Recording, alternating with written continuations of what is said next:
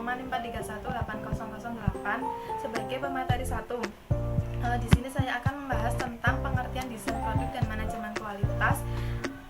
Yang pertama yaitu kata desain sering diartikan sebagai sebuah rancangan, rencana, atau gagasan. Sedangkan produk bisa diartikan sebagai kepuasan yang ditawarkan produsen kepada konsumen. Jadi, desain produk adalah rancangan barang atau jasa yang hendak dibuat agar dapat diterima dan memuaskan konsumen, sasaran, serta tidak mudah ditiru oleh kompetitor.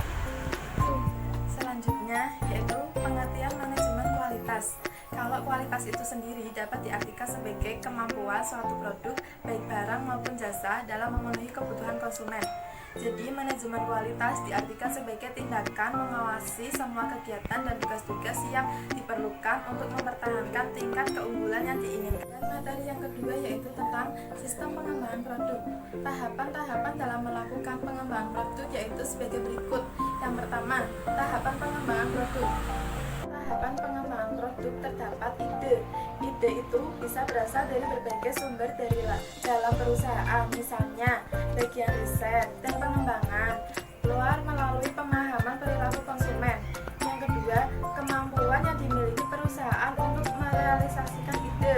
Yang ketiga, permintaan konsumen untuk menang dalam bersaing dengan melakukan koordinasi dari berbagai bagian yang terkait di perusahaan yang bersangkutan. Yang keempat yaitu spesifikasi fungsional. Bagaimana suatu produk bisa berfungsi?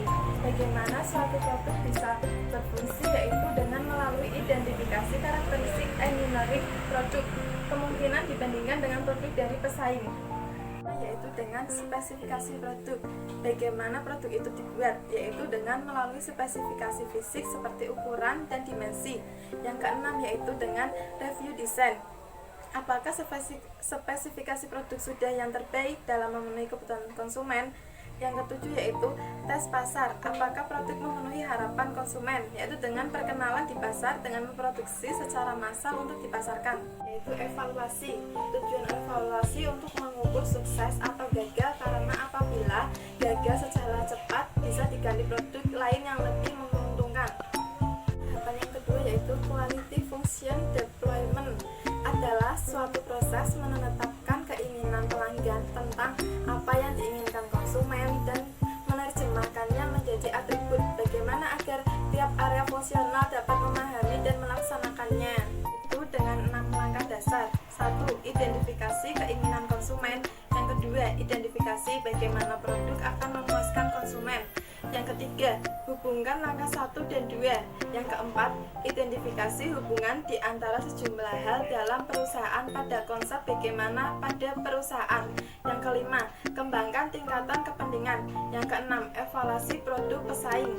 Dan tahapan yang ketiga, pengorganisasian pengembangan produk, yaitu dengan cara yang dapat dilakukan dalam pengorganisasian ini adalah dengan menugaskan seorang manajer produk untuk memenangkan produk melalui sistem pengembangan produk dan organisasi terkait. Ada juga pendekatan yang terbaru yaitu dengan menggunakan berikut. Yang pertama, tim pengembangan produk itu bertanggung jawab untuk menerjemahkan permintaan pasar menjadi sebuah produk yang dapat mencapai keberhasilan produk. Yang kedua, tim desain itu bertanggung jawab dalam membuat desain produk sesuai keinginan konsumen dan sesuai dengan kemampuan perusahaan untuk memproduksinya. Yang ketiga, tim rekayasa nilai biasanya terbentuk dari gabungan semua unsur yang berpengaruh yang dikenal dengan lintas fungsional, sehingga pengembangan produk yang lebih cepat dilakukan melalui kinerja simultan dari aspek yang beragam. Kemudian tahapan yang keempat yaitu manufacturability dan value engineering adalah aktivitas yang menolong memperbaiki desain produksi, pemeliharaan, dan penggunaan sebuah produk. Hal ini dilakukan dengan tujuan antara lain: mengurangi kompleksitas produk. 2. Standarisasi tambahan dari komponen. 3. Perbaikan aspek fungsional produk. 4. Memperbaiki desain pekerjaan dan keamanan pekerjaan. Yang kelima, memperbaiki kemudahan pemeliharaan produk. Yang terakhir, desain yang tangguh. Untuk materi yang selanjutnya yaitu ada isu-isu yang berkaitan dengan desain produk. Untuk mengembangkan sistem dan struktur organisasi yang efektif, maka ada isu penting yang harus dipahami, yaitu meliputi desain yang tangguh, desain modular, computer aided design, computer aided manufacturing, teknologi virtual realitas, analisis nilai, serta desain yang ramah lingkungan. Untuk yang pertama ada desain yang tangguh, merupakan sebuah desain yang dapat diproduksi sesuai dengan permintaan walaupun pada kondisi yang tidak memadai pada saat proses produksi. Yang kedua ada desain modular, merupakan bagian atau komponen sebuah produk dibagi menjadi komponen yang dengan mudah dapat dibagi maupun ditukar. Yang ketiga ada computer aided design, merupakan penggunaan sebuah komputer secara interaktif untuk mengembangkan dan mendokumentasikan sebuah produk. Yang keempat ada computer aided manufacturing, merupakan penggunaan sebuah teknologi informasi untuk mengendalikan mesin. Dan yang kelima ada teknologi virtual realitas, bentuk komunikasi secara tampilan di mana gambar menggantikan kenyataan dan biasanya pengguna dapat menanggapi secara interaktif. Yang keenam ada analisis nilai. Analisis nilai ini merupakan kajian dari produk sukses yang dilakukan selama proses produksi. Dan yang terakhir ada desain yang ramah lingkungan. Desain ramah lingkungan ini merupakan perancangan produk yang telah memasukkan unsur kepekaan terhadap permasalahan lingkungan yang sangat luas pada proses produksi. Selanjutnya ada proses perancangan produk. Perencanaan produk merupakan proses menciptakan ide produk sampai produk dapat diperkenalkan ke pasar. Perencanaan produk juga merupakan suatu proses secara periodik yang mempertimbangkan portofolio dari proyek pengembangan produk untuk dijalankan. Perusahaan pengembang produk secara periodik dan berkelanjutan akan membuat perencanaan produk sehingga perusahaan dapat menghasilkan produk sesuai dengan kebutuhan konsumen dan memperoleh keuntungan untuk menjamin perusahaannya tersebut. Secara umum, paling tidak ada 5 dimensi spesifik yang berhubungan dengan keuntungan dalam pengembangan produk manufaktur dan biasa digunakan untuk menilai kinerja usaha pengembangan produk. 5 dimensi itu meliputi kualitas produk, biaya produk, waktu pengembangan produk, biaya pengembangan, serta kapabilitas pengembangan. Untuk yang pertama yaitu ada kualitas produk. Kualitas produk yang dihasilkan dapat memenuhi kebutuhan konsumen sangat penting untuk diperhatikan. Kualitas produk pada akhirnya akan mempengaruhi konsumen untuk membeli produk dan menentukan harga yang ingin dibayarkan oleh konsumen. Yang kedua ada biaya produk. Biaya produk menentukan berapa besar laba yang dihasilkan oleh perusahaan pada volume penjualan dan harga penjualan tertentu. Makin besar biaya produk, maka harga jual makin tinggi. Dan yang ketiga ada waktu pengembangan produk.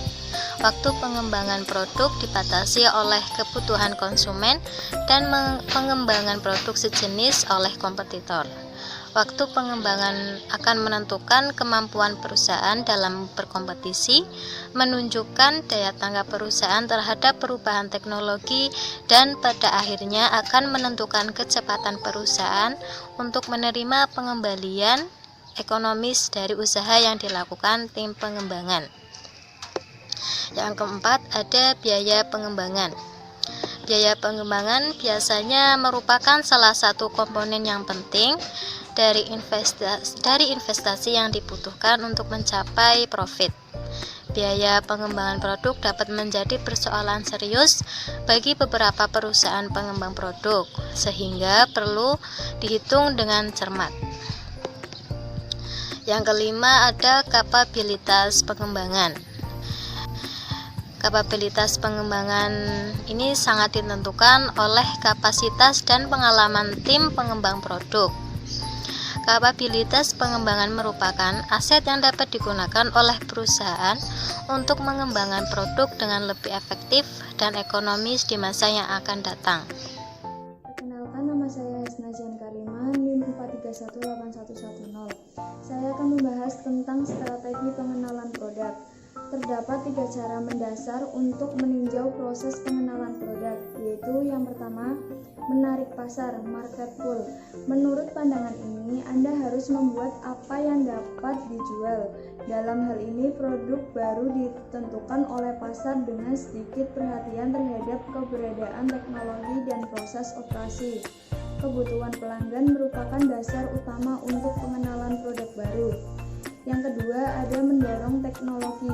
Pendekatan ini menyarankan bahwa Anda harus menjual apa yang Anda dapat buat. Dengan demikian, produk baru diperoleh dari teknologi produksi dengan sedikit perhatian terhadap pasar. Ini merupakan pekerjaan pemasaran. Yang ketiga, ada antar fungsional, interfunction in nature. Dalam pandangan ini, pengenalan produk baru adalah bersifat antar fungsional dan membutuhkan kerjasama di antara pemasaran, operasi, teknik, dan fungsi lainnya. Proses pengembangan produk baru tidak dilakukan dengan menarik pasar ataupun mendorong teknologi, tetapi ditentukan oleh usaha antar fungsi yang terkoordinasi. Hasilnya merupakan produk yang memenuhi kebutuhan pelanggan dengan penggunaan teknologi yang memberikan keuntungan terbaik. Selanjutnya saya akan membahas proses pengembangan produk baru. Langkah-langkah dalam mengembangkan produk baru antara lain yaitu yang pertama, pengembangan ide. Dapat dikembangkan dari pasar atau dari teknologi. Ide pasar diperoleh dari kebutuhan pelanggan. Identifikasi dari kebutuhan pasar ini akan menghasilkan pengembangan teknologi dan produk baru untuk memenuhi kebutuhan pelanggan. Pada sisi lain, ide dapat timbul dari teknologi yang ada atau yang baru. Penyalahgunaan teknologi merupakan sumber yang kaya akan ide-ide untuk produk baru. Yang kedua yaitu desain produk. Tahapan ini memperhatikan terhadap fisik produk baru. Proses desain produk pada tahap ini berkaitan dengan pengembangan desain terbaik dari ide produk baru. Jika desain awal ini disetujui, dapat dibuat sebuah atau beberapa prototipe untuk pengujian dan analisis lebih lanjut. Dalam desain awal banyak sekali dipertimbangkan akan trade-off antara biaya, kualitas, dan performansi produk. Hasilnya merupakan suatu rancangan produk yang memiliki daya saing dalam pasar dan dapat diproduksi. Yang ketiga, pengujian prototipe. Pengujian prototipe bertujuan untuk mengesahkan penampilan pemasaran dan teknis. Salah satu cara untuk menilai performansi pasar adalah membuat sejumlah prototipe yang cukup untuk mendukung uji pasar dari produk baru.